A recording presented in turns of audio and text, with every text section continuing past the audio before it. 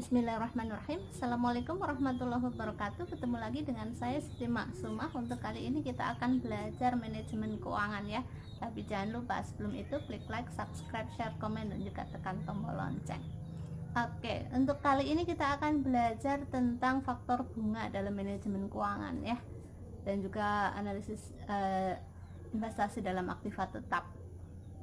Kalau faktor bunga dalam manajemen keuangan itu biasa dikenal dengan istilah-istilahnya ya, ada bunga tunggal, bunga majemuk, nanti juga ada perhitungan anuitas gitu ya. Bagi kita yang nanti ini prodi perbankan syariah, nanti kalau misalkan berkecimpung di dunia perbankan, nanti akan ketemu dengan apa itu bunga tunggal, bunga majemuk, implikasinya bagaimana begitu. Nah, bunga tunggal sama bunga majemuk itu perlu kita gali, pelajari. Itu juga nggak harus kalau kita misalkan manfaatnya kalau kita di dunia perbankan. Kalau misalkan kita sendiri untuk diri pribadi pun itu bermanfaat. Manfaatnya apa? Ini untuk diri sendiri dulu ya. Walaupun nanti ada yang nggak jadi terjun di dunia perbankan, nanti kalau sudah mengetahui bagaimana itu perhitungan bunga majemuk, bunga tunggal, anuitas, itu tuh nanti akan bisa memanage keuangannya itu dengan lebih baik gitu. Karena nanti dari manfaatnya setelah mengetahui tadi bunga tunggal, bunga majemuk begitu ya, nanti kalian bisa mengetahui, misalkan nanti pun pinjam ke bank, itu bisa mengetahui prosentase yang harus dibayarkan berapa begitu, bunganya berapa begitu. Apalagi nanti kalau sudah ngitung anuitas ya, nanti kita bisa mengecek berapa sih asuran yang akan kita bayar, terutama untuk nanti kalau periodenya lama dan bunganya floating ya, kan belum tentu. Kalau udah pasti flat kan terus begitu, tapi kalau floating nanti mengikuti bunganya, jadi cicilannya juga akan berubah gitu. Oke, selain itu nanti kamu juga bisa mengetahui berapa sih uang yang misalkan kita punya tabungan itu 1 miliar, berapa sih uang kita nanti setelah 10 tahun mungkin kita. Nah, nanti kita bisa ngitung sendiri untuk prediksi kalau nanti kita tabung berapa, nanti kalau misalkan mungkin mau diinvestasikan ke saham mungkin gitu. Jadi untuk menghitung-hitung lah kalau di tabungan nanti jadi berapa begitu. Nah, kalau misalkan dihitung-hitung lebih untung di tabungan ya, dan lebih safety di tabungan ya, nanti kalau kalian bisa ngitung, oh nanti 10 tahun yang akan datang tabungan saya akan sekian gitu. Nanti mungkin kalian akan memilih uang itu tetap di tabungan begitu. Oke, kalau memang sudah bisa menghitung seperti itu, investasinya mau bagaimana, berarti kan kalian bisa manage keuangan pribadi dengan lebih baik gitu. Jadi asumsinya nanti kalian lebih wise dalam mengelola keuangan kalian sendiri.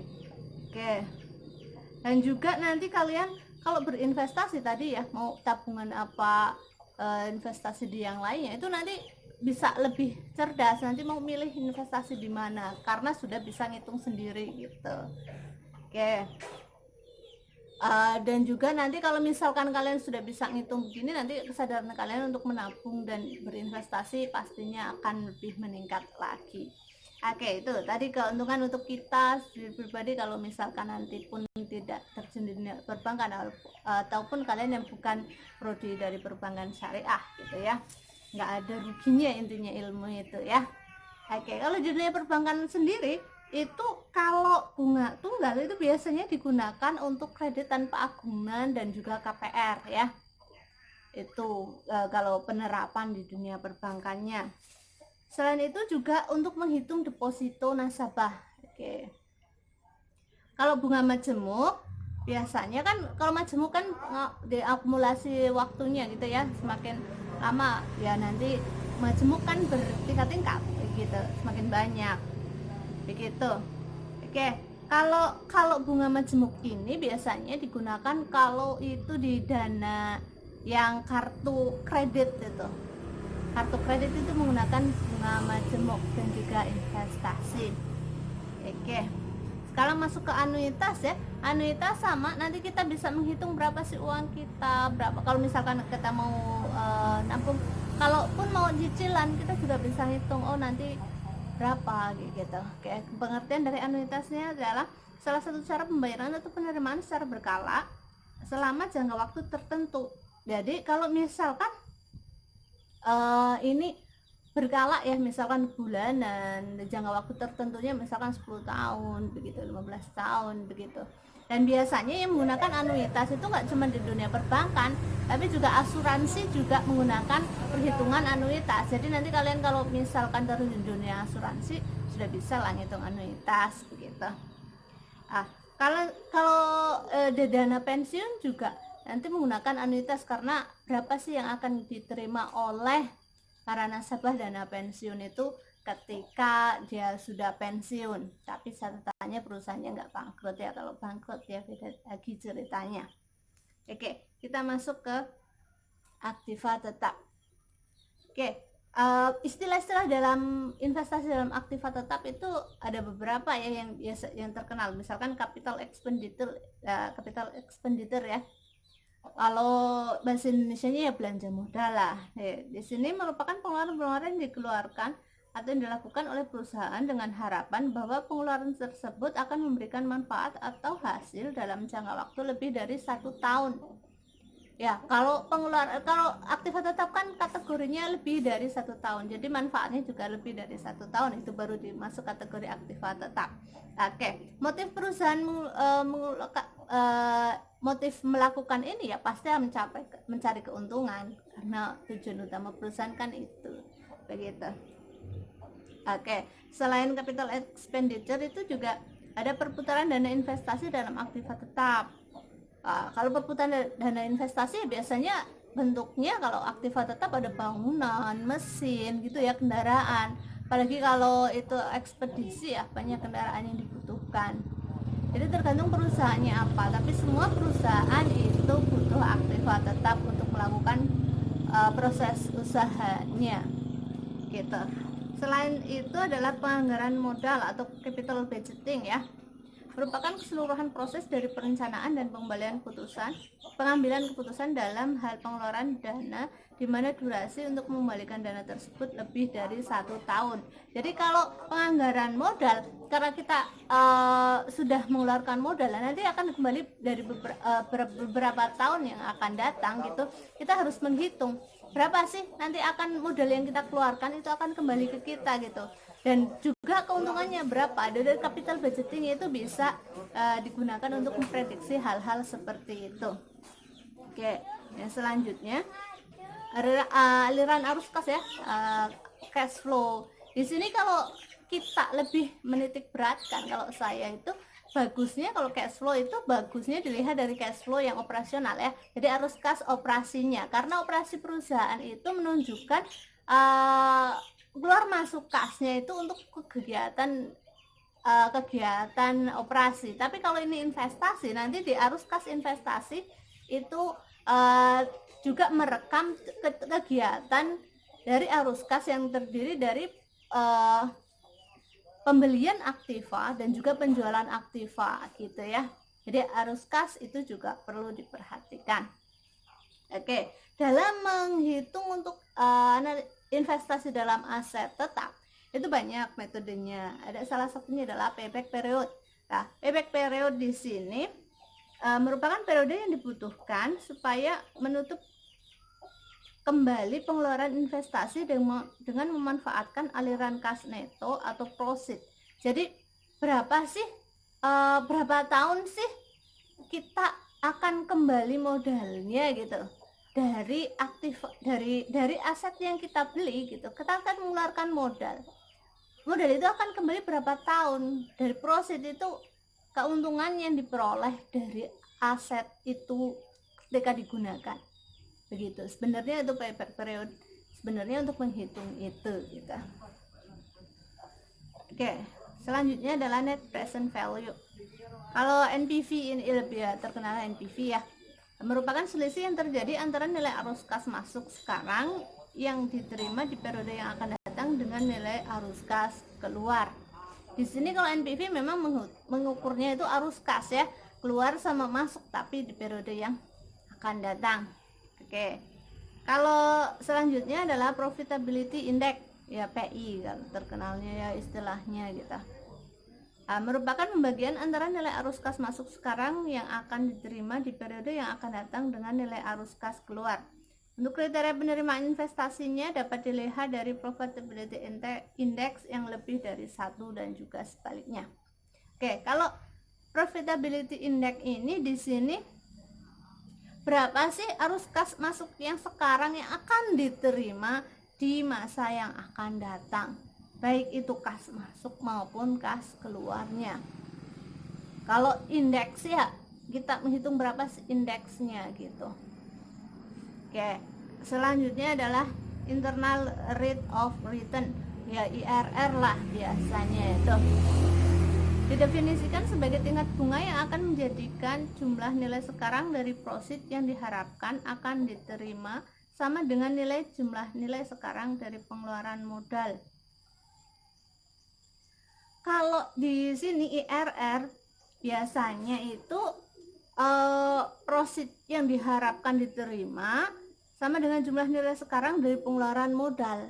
Ya minimalnya itu prosit yang akan diterima ya minimalnya sebanding lah dengan yang kita keluarkan sekarang gitu. Syukur-syukur sih lebih ya, karena investasi kan pasti ingin mendapatkan keuntungan begitu.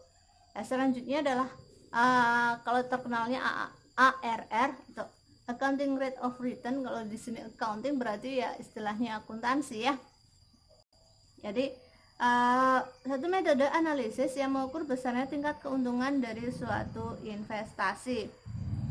Ya, dalam bahasa Indonesia tingkat pengembalian akuntansi. Jadi di sini itu untuk mengukur besarnya tingkat keuntungan dari suatu investasi. Jadi berapa sih kalau misalkan kita mau berinvestasi di aset tetap, misalkan kita mau beli bangunan baru, berarti kita mau mungkin gudang baru ya, kita gudang kan perlu tanah dan bangunan gitu.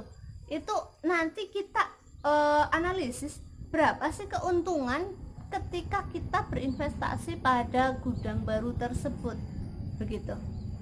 Kan kita berinvestasi pastinya mengharapkan laba yang lebih tinggi gitu, keuntungan yang lebih tinggi, karena memang perusahaan profit oriented. Jadi ya bagaimana caranya agar perusahaan dapat keuntungan yang lebih. Jadi dari metode-metode itu sebenarnya sih baik ya gunakannya. Itu tergantung juga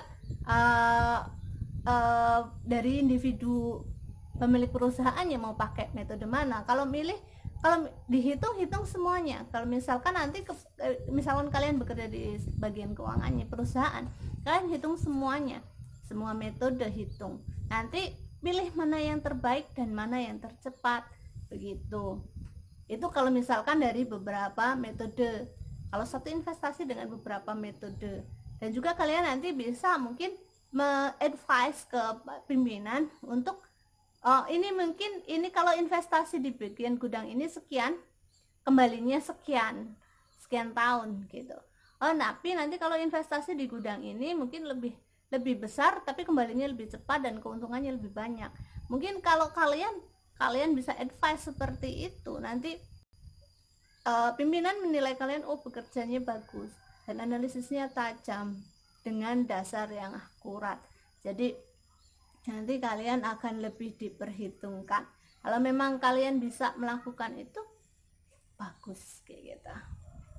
Oke, jadi advice-nya jangan cuma bisa ngitung nih begini sekian tahun, tapi juga kalian bandingkan.